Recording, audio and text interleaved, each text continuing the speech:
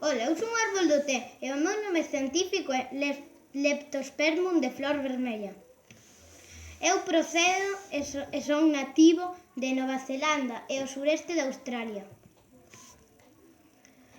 O meu tipo de follas son follas pequenas e puntiagudas e suelo vivir entre 2 ou 3 anos. A miña altura máxima, eu podo chegar a medir en torno aos 2 metros. Agora vouvos a deixar con Sara. O seu froito é unha cápsula de semente que aseméllase a un pequeno recipiente de madeira e non ten folla caduca. Para os que non o sabedes, o anxiosperma é do grupo das fanerógamas cuyos carpelos forman unha cavidade pechada ou ovario, dentro de cal están os óvulos, usado tamén como substantivo feminino en plural como taxón. E agora deixovos con Xana. Que é o ximnosperma? É do grupo das fanerógamas e cuyos carpelos non chegan a constituír unha cavidade pechada que conteña os óvulos, polo cal as semillas quedan ao descuberto. Cal é o seu hábitat?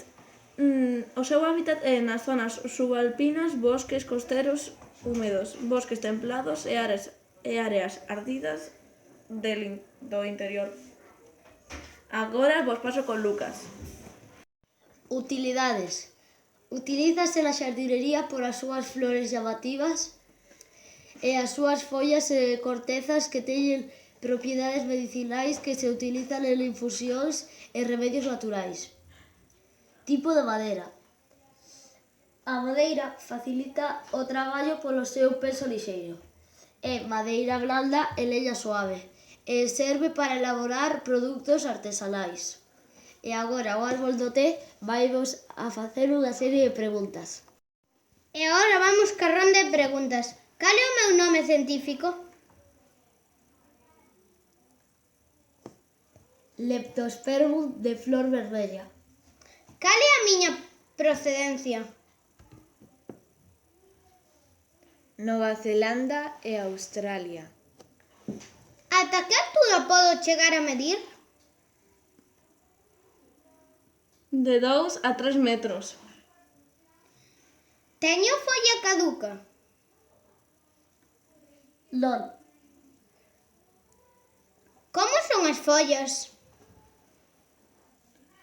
Pequenas e puntiagudas. Cal é o meu hábitat?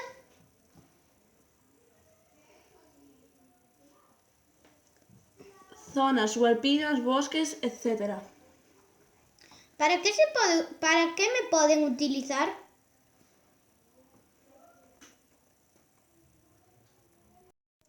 Para xardinería, infusións e remedios naturais.